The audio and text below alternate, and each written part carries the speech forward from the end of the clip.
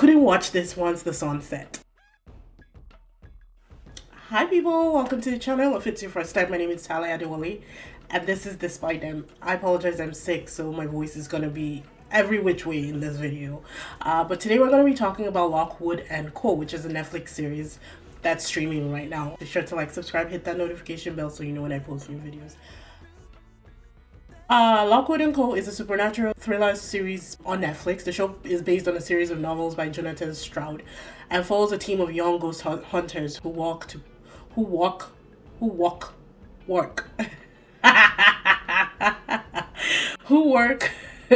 to solve paranormal mysteries in a haunted London. The main characters are Lucy, George, and Anthony, who are all part of the titular Lockwood and Co. agency. The series is set in an alternate version of London where ghosts and supernatural entities roam the streets at night.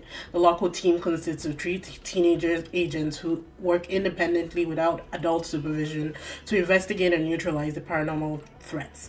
And that was one thing that I could not really get into. I was like, these are all children. Lucy was 14 or 15. Lockwood himself could not be more than 17. I don't think he was 18 yet. George, probably younger than all of them put together, you know. So it took a minute for me to wrap my head around that concept alone. But moving forward, Lucy Carlyle is the newest member of the team and is the primary narrator of the series. She has the unique ability to communicate with ghosts, and she's also skilled in using salt and iron to repel them. Their rapier skills honestly were very questionable for me in the beginning. Just waving it against the ghost, I was like, what the fuck am I watching? Like, what is this? What are you guys supposed to be doing here? But it does get interesting towards the end of the series. So I kind of like took that off the table. I was like, okay. You guys redeemed yourself when it came to that. George is the team's research expert.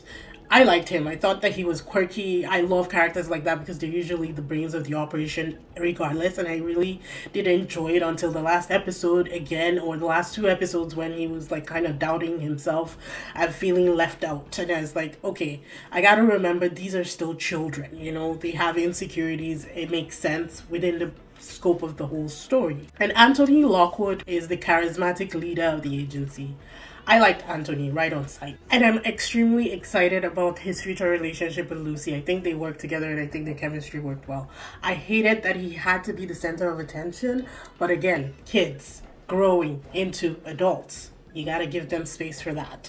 The show's horror elements are often juxtaposed with humor, which helps to balance the darker themes. There are also several romantic subplots woven throughout the series, which add an extra layer of complexity to the characters and their relationships. Absolutely. It took me a week to watch this show, not because it wasn't interesting. It was actually quite fascinating and I was enjoying it. But I don't do horror. You guys know me. Like, you know me by now. I don't do horror. I don't do ghosts. I don't do any of those kind of things, especially when their undertone is like serious. So I couldn't watch this once the sun set. It is ridiculous. I'm a grown woman. I understand that. But this is the reality of it, people, because I gotta get up at night to take care of my kids. And I can't be imagining ghosts and different things appearing in my living room in the middle of the night. So I respected my boundaries. And once the sun set, I switched over to other things. So it took me a long time to actually finish this series. But I was able to like just power through today and get it all done before the sun set. Let me know in the comment section if you're like me, if you will watch things like this, but you also have boundaries that you set for yourself. So the series does feature like a mix of horror, humor, and mystery, and is well suited for a young adult audience. The show's cinematography and visual effects are impressive, and the performance by the cast are generally solid. I agree, absolutely 100%. Like, the acting was great. I love the actors. My favorite character in this was definitely Lucy. With hints of Anthony Lockwood here and there. I thought that they worked well together. The show itself has been compared to Stranger Things, but I don't think it has anything on Stranger Things. I mean, Stranger Things is on another level on its own. Like, it can be touched, right?